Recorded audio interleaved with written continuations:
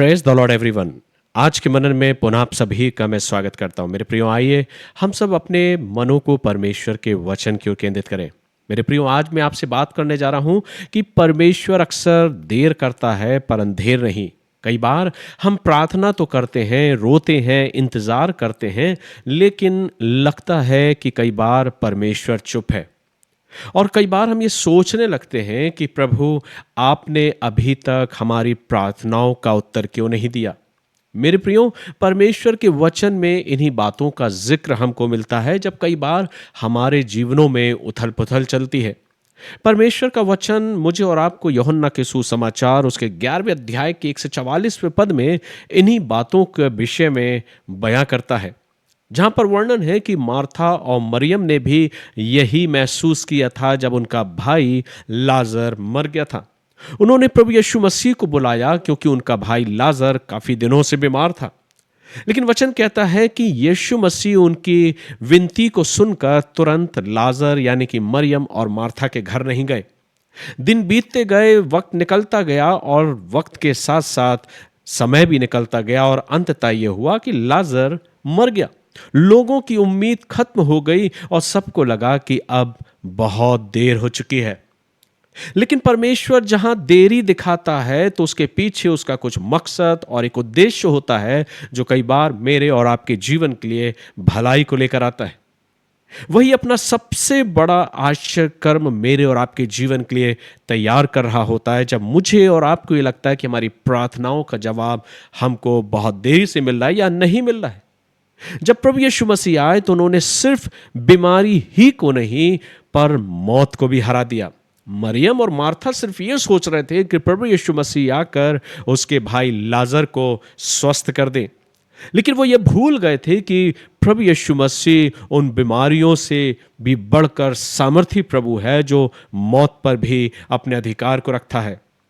और वचन कहता है कि जब प्रभु यीशु मसीह वहां पहुंचे तो मरियम और मार्था का भाई जो था लाजर, वो मर चुका था। आज शायद आपकी प्रार्थनाओं का उत्तर देरी से आ रहा हो। शायद परिस्थितियां आपके खिलाफ होती हुई नजर आ रही हो। शायद आपसे लोग ये कह चुके हो कि अब कुछ नहीं हो सकता। लेकिन याद रखिए मेरे प्रियो, परमेश्वर का वचन मुझे और आपको स्मरण दिलाता है कि परमेश्वर देर कर सकता है पर अंधेर नहीं कर सकता। उसका समय जो है वो मेरी और आपके सोच से कहीं ज्यादा बढ़कर और सर्वोत्तम होता है। वह कभी जल्दी नहीं करता जैसा कि अक्सर हम और आप अपने जीवन में चाहते, लेकिन कभी देर भी नहीं करता। जिस प्रभु ने लाजर को कब्र से बाहर निकाला, जब वो मरियम और मार्था के घर गए और जब उन्होंने कहा कि मेरे भाई, मेरे मित्र को, लाजर को तुमने कहाँ रखा है, और तब प्रभु यीशु मसीह उसकी कब्र पे खड़े होकर कहते हैं कि इस पत्थर को लुढ़का दो, और जोर से पुकार कर कहते हैं लाजर बाहर निकला।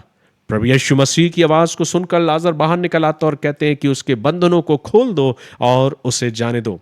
मेरे प्रियो, ये वचन मुझे और आपको सिखाता है कि एक जैसे कि मरियम और मार्था ने प्रभु यीशु मसीह को अपने घर पर बुलाया जब उसका भाई लाजर बीमार था, यीशु मसीह देर की और जब देरी हुई तो लाजर मर गया। मरियम और मार्था सोची कि शायद अब सब कुछ खत्म हो गया, लेकिन वो भूल गए कि प्रभु यीशु मसीह बीमारियों से भी ऊपर मौत पर भी अपने अधिकार को रखता है। सब कुछ उसके नियंत्रण में है। इसलिए आज अपने जीवन में इस विश्वास को उत्पन्न करें कि जिस प्रभु ने लाजर को कब्र से बाहर बुलाया, वही प्रभु आज आपके टूटी आशाओं को फिर से बनाना चाहता है, आपके मनों को फिर से तैयार करना चाहता है, मरे हुए सपनों को और बंद रास्तों में फिर से वो आपको जीवित करना चाहता है। इसलिए आइए अपने जीवन से प्रभु का धन्यवाद करें और प्रभु से कहें, प्रभु मैं अब भी आप पर विश्वास करता हूं, क्योंकि मुझे मालूम है कि आपके घर में देर है पर अंधेर नहीं। प्रभु अपने वचन के अनुसार और अपने समय के अनुसार आप सभी को अपनी अपार